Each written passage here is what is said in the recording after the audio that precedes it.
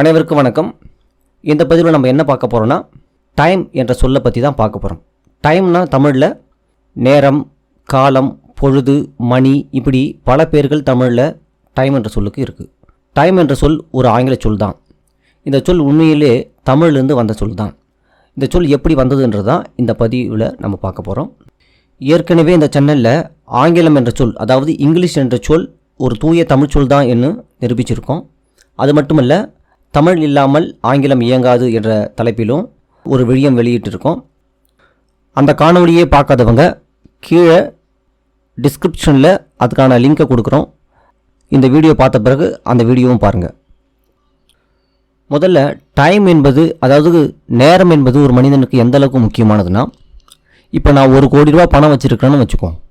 இந்த 1 கோடி ரூபா பணத்தை நான் வீணாக்கிட்டாலோ அல்லது தொலைச்சிட்டாலோ அது திரும்ப என்னால் பெற முடியும். ஆனால் நேரத்தை 1 கோடி ரூபா கொடுத்தா கூட இழந்த நேரத்தை நிச்சயமாக நம்ம திரும்ப பெற முடியாது. அந்த அளவுக்கு முக்கியமானது தான் நேரம் என்பது. நம்மளுடைய சங்க இலக்கியமான திருக்குறள், தொல்காப்பியம் போன்ற பல இலக்கியங்களில் நேரத்திற்கு அவ்வளோ முக்கியத்துவம் கொடுத்துருப்பாங்க நம்ம தமிழர்கள். சரி, இப்போ நாம் நம்மளுடைய தலைப்புக்கு வருவோம். முதல்ல ஆதியில் தமிழர்கள் எப்படி நேரத்தை வகுத்தாங்கன்னு முதல்ல தெரிஞ்சுக்கணும். அது எப்படி வகுத்தாங்கன்னா, சூரியனை வச்சு தான் வகுத்தாங்க. அதாவது நீங்கள் பார்த்தீங்கன்னா, இப்போ காலை பொழுது சொல்கிறோம், மதியம் சொல்கிறோம், மாலை பொழுது, இரவு பொழுதுன்னு சொல்கிறோம். இது எப்படி சொல்கிறோன்னா, சூரியனுடைய நகர்வை கொண்டு தான் நம்ம அந்தந்த பொழுதுகளை நம்ம கணிக்கிறோம். ஆக சூரியனை வச்சு தான் நம்ம காலத்தை முதல்ல உணர்த்தோம். இப்போது நடக்கிற நடைமுறை வாழ்க்கையில் எடுத்துக்கிட்டால் கூட, சமீபத்தில், அதாவது ஒரு 30 வருடங்களுக்கு முன்பு பார்த்திங்கன்னா, சூரியனை பார்த்து பெரியவங்கள்லாம் நேரம் சொல்லுவாங்க. அதாவது எப்படின்னா, நான் மாடு மேய்க்க போகும்போது ஒரு 9 மணிக்கு மாடு ஓட்டிகிட்டு போவோம். அப்படி ஓட்டிகிட்டு போகும்போது மணி 12 ஆயிடுச்சுன்னா எப்படி பார்ப்போன்னா, உச்சி வெயில், அதாவது சூரியன் மேலே இருக்கும், உச்சியில் இருக்கும், நிழல் கீழே எங்கேயும் இருக்காது, என் காலம் கீழே இருக்கும். அப்படின்னா அந்த டைமை நாங்கள் அந்த நேரத்தை மணி 12 அளவுன்னு வகுத்துக்குவோம். அது உண்மையிலுமே பார்த்திங்கன்னா 12 தான் இருக்கும். ஒரு 5 நிமிஷம் தான் முன்ன பின்ன அப்படி இருக்கும். ஆக சூரியனை வைத்து நம்ம நேரத்தை கணிப்பது காலங்காலமாக இருந்துக்கிட்டு தான் இருக்குது. ஆக சூரியனை கொண்டு தான் நேரத்தை வகுத்தாங்கன்னு நம்ம தெரிஞ்சுக்கிட்டோம். அப்போ சூரியனுடைய பெயரில் இருந்து தான் நேரத்தை குறித்த டைம் என்ற ஆங்கில சொல்லும் வந்தது. அதாவது சூரியனுக்கு தீ என்ற பெயரும் உண்டு. இந்த தீ என்ற சொல்லிலிருந்து தான் டைம் என்ற சொல்லும் வந்தது. அதாவது தீ எனும் சொல்லோடு என்ற விகுதி சேர்ந்து அது டைம் என்று ஆனது. இப்போது அந்த சொல்லாய்வை பார்ப்போம்.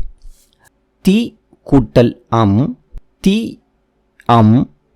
D tie time.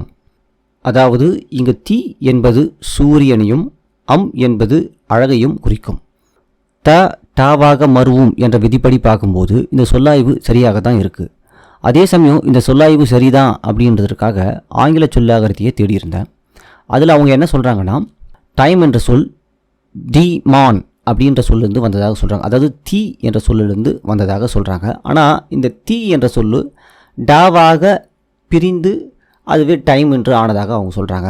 ஆனால் தீ என்ற சொல்லுக்கு பொருள் தெரியல அவங்களுக்கு.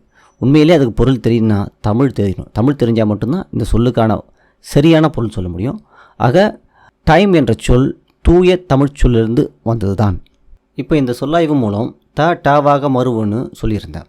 அப்படின்னா டாவாக மருவும் என்பதற்கு ஒரு சான்று கொடுத்தா இந்த சொல்லாய்வும் சரி என்பதற்கு 100% சான்று கொடுத்ததா ஆகும் இல்லைங்களா? அதுக்கான சான்றை இப்போது பார்ப்போம். இங்கிலீஷில் டான்னு சொல்லுவாங்க. இந்த டான் என்ற சொல்லுக்கு பொருள் என்னென்னா, ஒரு கூட்டத்துக்கு தலைவன், லீடர், மாஸ்டர், சீனியர், இப்படின்னு பல பொருட்கள் இருக்குது.